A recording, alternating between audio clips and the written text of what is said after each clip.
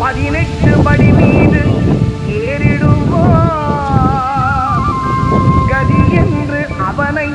சரணடைவார் அறிமுகம் கண்டே மயங்கிடுவார் ஐயனை துதிக்கையிலே தன்னையே மறந்திடுவார் பள்ளிக்கட்டு